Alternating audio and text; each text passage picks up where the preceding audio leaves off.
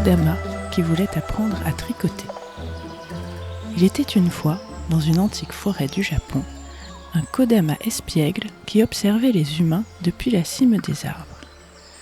Les Kodamas sont des esprits de la nature, gardiens des plantes et des créatures de la forêt. Il vivait tranquillement parmi les arbres, passant ses journées à veiller sur la nature qui l'entourait, écoutant les prières qui montaient vers les cieux, invisibles aux yeux des humains.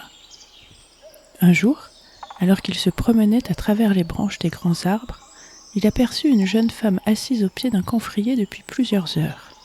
Il tendit l'oreille pour entendre sa prière, mais n'en comprit aucun terme. Un jeté, j'ai jeté, 2 mailles endroit, 2 mailles ensemble à l'endroit, un jeté, 1 maille endroit, répété, retour envers. Curieux, il s'assit sur une branche au-dessus d'elle et se laissa bercer par les pensées de la jeune femme et le doux cliquetis qui montait d'elle. Quand les rayons du soleil furent bas, la jeune femme ramassa ses affaires dans un panier d'osier et quitta la forêt. Le lendemain, elle revint au pied du camphrier et le petit Kodama se pencha un peu plus près pour entendre sa prière.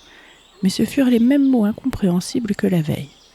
1 maille endroit, un jeté, j'ai jeté, 2 mailles ensemble à l'endroit, un jeté, 2 mailles endroit, répété, retour envers. Et toujours ce doux cliquetis qui accompagnait ses pensées. Les jours s'enchaînaient. Le Kodama attendait la venue de la jeune femme qui s'asseyait au pied du camphrier, de plus en plus fasciné par le mouvement de ses doigts agiles d'où montait le son. Clic, clic, clic, et toujours cette étrange prière. Un jeté, j'ai jeté, 2 mailles endroit, 2 mailles ensemble à l'endroit, un jeté, 1 maille endroit, répété, retour envers. Elle travaillait avec une grande concentration et une passion évidente pour son ouvrage qui grandissait chaque jour. Une nuit qu'un kitsune passait dans la grande forêt, le Kodama alla à son rencontre. « Kitsune, toi qui connais le monde des humains, dis-moi ce que fait cette jeune femme chaque jour sous le grand camphrier. » « Elle tricote, bien sûr. Tu ne connais pas cet art ? Avec un fil et des aiguilles, elle entrelace des mailles pour former un vêtement. » Ravi de sa nouvelle connaissance, le Kodama attendit la tricoteuse au sommet de son arbre fétiche. Puis au lever du soleil, il s'installa, juste au-dessus d'elle, caché dans les branches, l'observant tricoter pendant des heures. Il était intrigué par la façon dont elle choisissait les couleurs, nouait les fils et créait des motifs complexes. Il était captivé par la magie qui émanait de ses mains habiles, bercées par les mots mystérieux. 1 maille endroit, un jeté, j'ai jeté, 2 mailles ensemble à l'endroit, un jeté, 2 mailles endroit, répété, retour envers. Et un jour, alors que le soleil était encore haut, la jeune femme s'étira et déplia son ouvrage. Les couleurs miroitaient au soleil et la dentelle était d'une grande délicatesse. Elle fit le tour du camphrier et noua son ouvrage de laine, comme un shimenawa, remerciant l'arbre pour son ombre, la forêt pour sa quiétude et les esprits pour leur inspiration.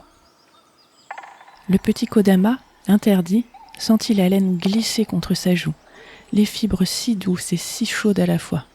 Il était transporté. La laine était si confortable qu'il se sentit instantanément heureux. Il tournoya sur place, ravi, en faisant des bonds de joie. Il n'avait jamais ressenti une telle sensation de chaleur et de bien-être. Ces mots, si étranges, c'était donc une formule magique pour créer un lien entre nos existences et partager notre bonheur. Le temps passa, les feuilles tombèrent, et toujours le petit Kodama se blottissait contre l'écharpe de laine. Puis la pluie et le gel abîmèrent l'ouvrage, les fibres se détachèrent et s'envolèrent au vent. Mais le petit Kodama se souvenait. La douceur, la chaleur, l'amour qu'il y avait dans cette étoffe. Alors, quand les bourgeons revinrent, il choisit des branchettes bien lisses et chercha la jeune femme dans la grande forêt.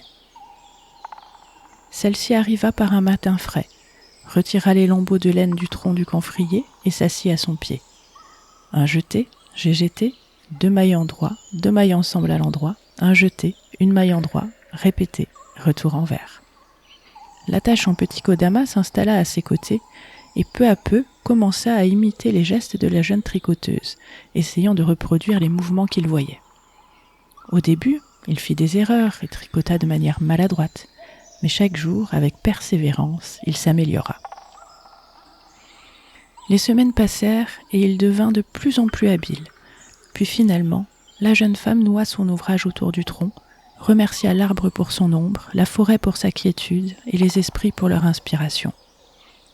Le gentil Kodama se blottit dans la douce laine et rêva au retour de son ami. Durant son absence, il se perfectionna, tricotant sans relâche, utilisant les poils du kitsune, la moustache du tanuki et la barbe de la kirine. Il créa des écharpes douces comme la mousse des arbres, des châles légers comme le vent et des bonnets chauds comme les rayons du soleil.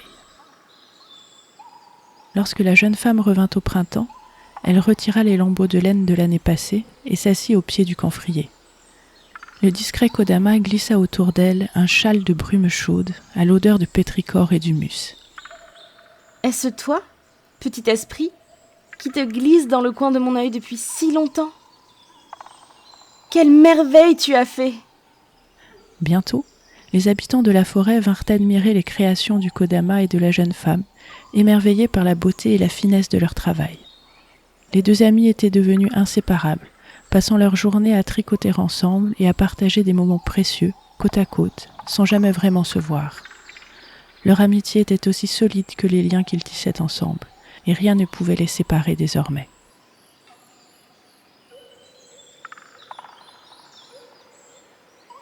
Avec la vraie voix d'Aline, du podcast Mes Madeleines coréennes, Amandine, du podcast La Librairie Yokai, et Lexine, du podcast Gunbay.